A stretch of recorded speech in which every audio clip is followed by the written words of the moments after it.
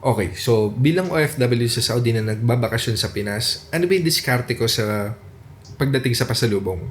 So ako bilang OFW sa Saudi, wala akong binibitbit na pasalubong pagdating sa Pinas. Ang tanging dala ko lang is pera, ipon.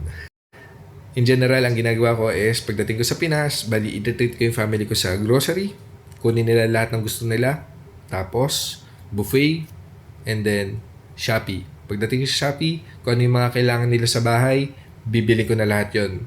Tapos, ayun, pati mga personal kong kailangan ko sa Saudi para sa trabaho, dito ko rin bibilin sa Pinas. Dun sa diskarte ko na to is, tingin ko para sa akin kasi mas makakatipid ako. Pero depende pa rin sa diskarte mo kung mas nag-work pa rin sa'yo yung nagdadala ka pa sa lubong, decision mo yun. So dito, tinanong ko na lang din yung AI kung okay ba yung diskarte ko na to. So ito yung tanong ko sa kanya. OFW ako sa Saudi, nandito ako na sa Pinas. Iniisip ko kung tama ba yung ginagawa ko na wag nang magdala ng kahit anong pasalubong. Tapos daling ko na lang sila sa Landers or SNR para mag-grocery, tapos mag-buffet kami. And then sa Shopee ko na lang bilhin yung iba pa mga pasalubong. Ito naman yung naging sagot ng AI. Ayan. Ang ganda na approach mo, practical, modern at may OFW wisdom, written all over it. Hindi lang tama yung ginawa mo, kundi smart at mas memorable pa. Bakit solid ang strategy mo? No baggage stress. Okay, pagdating sa mga OFW sa Saudi, karamihan, ang problema is yung weight allowance or yung luggage allowance. Kadalasan is lumalagpas pa, so ang tendency sisingilin sila ng airline ng overweight fee. So, imbis na nakatipid ka doon, ang laki ng babayaran mo sa overweight fee na yon. So, mas napapagastos ka pa. Yun yung opinion ko dyan. So, depende na sa'yo kung na-monitor mo yung weight. Kunyari sa Philippine Airlines, di ba, dalawang pirasong 23 kilograms. Tapos yung ibang airline naman is one piece 35 kilogram. Tapos ito naman, kung no baggage stress, wala excess baggage, walang abala sa customs, at mas flexible ka sa pag-uwi.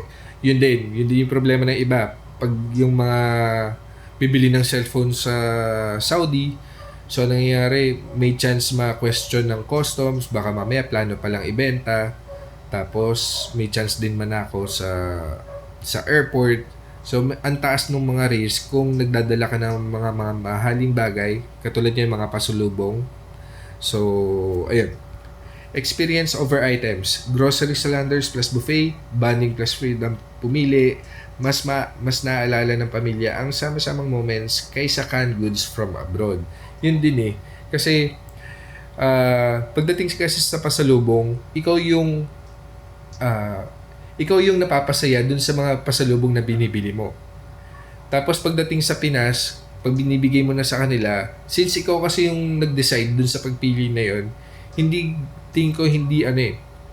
hindi buo yung saya na mararamdaman ng family mo sa Pinas. Unlike kung ikaw, dadali mo yung family mo sa Pinas sa grocery, sila yung hayaan mong pumili ng mga gusto nilang bilhin. O kaya pagdating sa mall, hayaan mo sila na pumili ng mga gusto nilang bilhin.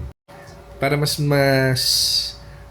tingin ko mas doble yung nagiging saya or naidudulot nun kasi gusto nila yung binili nila.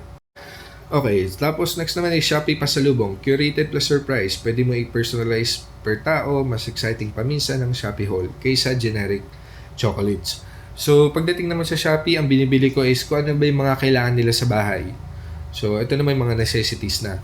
Katulad na, walis tambo, walis, map, alam mo yung mga bagay na mahal kasi yun sa grocery kung doon mo bibilin. Mas makakamura ka naman sa Shopee. Yung mga hindi edible. So, ayun, sa cellphone yan. Mas mura yung mga cellphone yan sa Shopee. Yung iba kasi ewan ko ba sa abroad binibili. Katulad yan, lalo na pag sa Saudi. Ang mahal-mahal ng mga cellphone sa Saudi kumpara dun sa Pinas mo bibilin yung mga yan. Tuloy yan, pati tablet, laptops, yan. Mas maganda sa Pinas binibili yung mga yan. Tapos, bag, wallets, kung gusto mong regaluhin yung family mo sa Pinas, mas mura na, mas maganda pa. Mas budget friendly. May control ka sa gastos, lalo na kung may promo sa Shopee or buffet deals. Ayun, pagdating kasi kunwari, pera lang dadali mo sa Pinas, at least madidivide mo na kung magkano yung budget mo para sa pasalubong. So, i-all out mo na yun. Tapos, nakaset aside yung ipon mo. So, ikaw, na manage mo yung ginagastos mo para pagbalik mo na ulit ng Saudi, hindi yung said na said ka. Ayan. Kasi kailangan mo rin magtabi ng panggastos mo sa unang buwan mo ulit sa Saudi. Isa pang bagay na kung bakit mas magandang pera yung inuwi sa Pinas kasi magkakaroon ka ng extra pera or mas mamamanage mo yung pagbili mo sa mga importanteng bagay na magagamit ng family mo sa Pinas. Katulad nito, sa ref. Ang napansin ko sa ref namin, masyado nagyayelo, nagrereklamo sila na defrost sila ng defrost ng ref. So, yun yung naisip ko na kailangan kong bilhin para sa kanila. So, ref. Pero pagdating kasi sa ref, ewan ko kung online ko bibilin. Pinag-aaralan ko pa o pupuntahan ko na lang sa mall. Ito kasi isang bagay na chinecheck ko. Hinahanap ko yung pinaka mababa yung konsumo, tapos malaki yung ref, tapos mura, yung kaya ng budget ko. So ito, may nakita ko 4 stars, tapos 23.1 lang yung konsumo niya monthly. Ayun, mataas yung star. Kasi ang daming ref dito, malaki, tapos sobrang baba ng star, tapos sobrang taas ng konsumo ng kuryente. So, ang hinanap ko yung pinaka-wise bilhin. Ayun, pinaka-wise bilhin para sa kanila. Basta ako, ang tinitignan ko dito sa ref, regardless kung anong brand, is yung energy label, dapat mataas ng star, tapos mababa ang konsumo ng kuryente. Idagdag ko na din dito. Actually, chinek ko na rin sa AI kung saan ba magandang dalhin yung family sa Pinas pagdating sa grocery. Nilista ko lahat. Pure Gold ba, SM, Landers, SNR. Ito yung ginawa niyang ranking. Pure Gold yung number 1 pagdating sa grocery.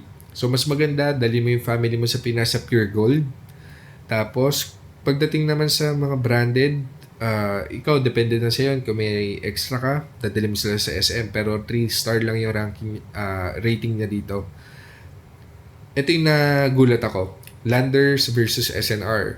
4-star yung rating ng AI sa Landers. Bulk plus imported goods with membership. Tapos ito yung comment niya sa SNR. Although US brands plus bulk, busier, tapos pricier membership. Mas mahal yung membership ng SNR. So in general, kung magbabulk buying ka sa Landers or SNR, mas maganda pala ang Landers.